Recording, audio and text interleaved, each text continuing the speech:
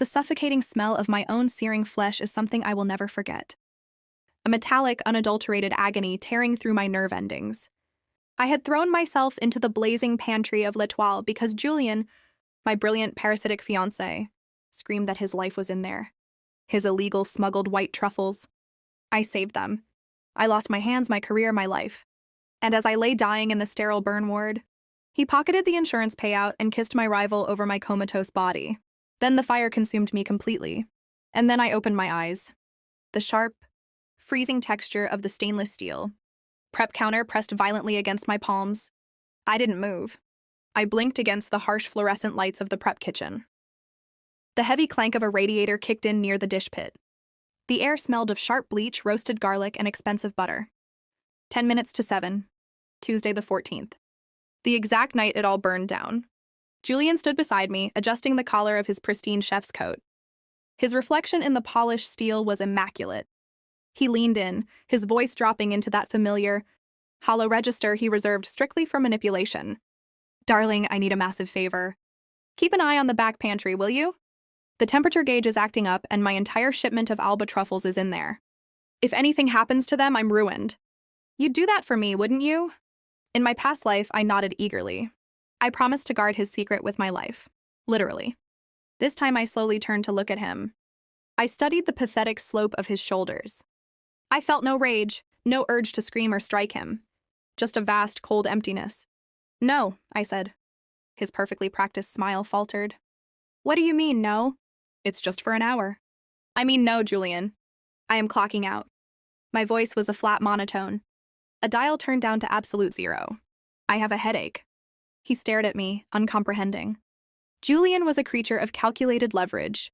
He operated on the assumption that my devotion was hydraulic, a machine that only moved in one direction, toward him, fueling his ego and covering his mistakes. To hear a refusal, delivered without an ounce of anger or apology, short-circuited his programming. "Are you serious right now?" he hissed, glancing around the kitchen to ensure none of the line. Cooks were watching his authority crumble. "Those truffles cost more than your culinary school loans. They are completely uninsured because of the embargo. If they spoil, I lose the Michelin inspection next week. I lose everything." I looked at the veins standing out on his neck. In another life, those words would have sent me into a blind panic. I would have sacrificed my own prep time to babysit his contraband. I would have run headfirst into a wall of unadulterated fire. "Then you should probably keep an eye on them yourself," I said softly. I didn't break eye contact. I didn't blink. He scoffed, a wet, ugly sound that shattered his polished facade. "Fine, you're being completely irrational. Go home, be useless. I'll handle my own empire." He pivoted on his heel and stormed toward the front of house. He thought he was punishing me. He thought he was exerting dominance by withdrawing his affection and dismissing me. He walked away with the stiff, arrogant stride of a man who believed the physical world bent to his genius. I watched his retreating back. The pristine white cotton of his uniform, the parasitic confidence. He had no idea he was walking on a stage made of matchsticks. I knew exactly what he had done in that pantry. He had bypassed the primary breaker to run a cheap, illegal dehumidifier he bought off a black market supplier to dry out a batch of damp truffles. He had overloaded the socket. In exactly 9 minutes, the faulty wiring would arc. The spark would hit the concentrated fumes of the high-proof cooking, alcohol he had carelessly left, uncapped on the shelf below. The countdown had already begun. I turned back to my station. My movements were slow, methodical, and entirely mechanical. I wiped down my cutting board, the damp cloth gliding silently over the scarred white plastic. I dried my hands. I unrolled my leather knife roll on the steel counter. In my past life, these knives were destroyed. The carbon steel handles melted into blackened sludge, fused to my ruined fingers. This time, I wiped the blade of my 8-inch chef's knife with absolute reverence. I slid it into its custom leather sheath. Then the paring knife, the boning knife. The satisfying, metallic click of the brass buckles closing felt like the final seal on a tomb. A junior sous-chef, a frantic kid named Marcus, rushed past me, carrying a heavy tray of microgreens. "Hey, you leaving before service?" he asked, panting. "Yes," I said smoothly. "Julian has everything under control.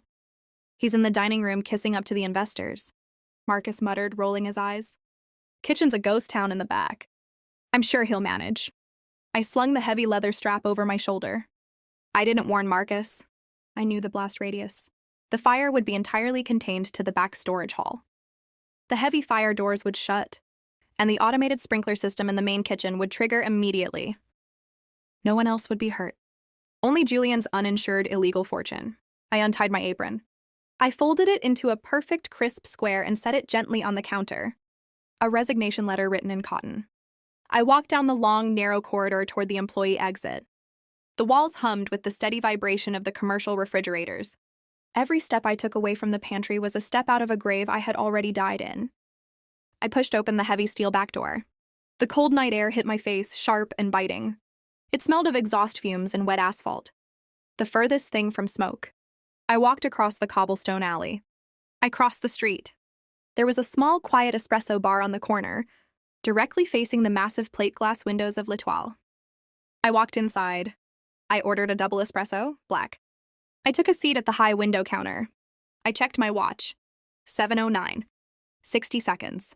I wrapped my fingers around the warm ceramic of the espresso cup. It was a comforting heat. Controlled, contained. Across the street, the glowing neon sign of L'Etoile buzzed against the dark brick facade.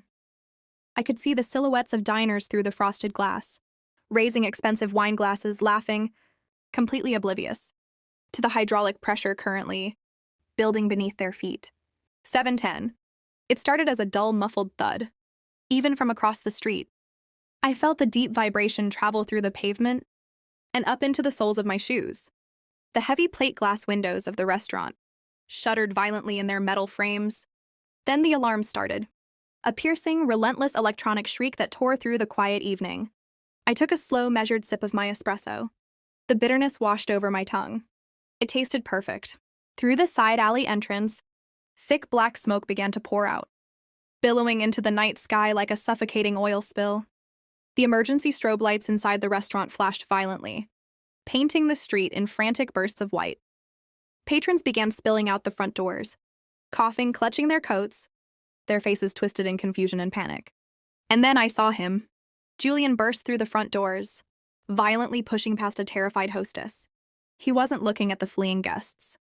He wasn't looking for me. He was staring down the alleyway, at the thick plumes of smoke, rushing from the back vents, the exact location of the pantry. I watched his face through the pane of glass. I watched the exact microsecond his hollow arrogance shattered. He realized what had happened. He realized the dehumidifier had sparked. He realized his life's work, his illegal hoard of stolen wealth, was currently turning into pure carbon. He lunged toward the alleyway, screaming something I couldn't hear over the deafening sirens. But the heat instantly pushed him back. The flames were licking out of the ventilation shafts now, bright, hungry, and unadulterated. A fire crew was already turning the corner, their heavy trucks blocking the street, air horns blasting. A burly firefighter tackled Julian to the wet ground as he tried to sprint directly into the inferno.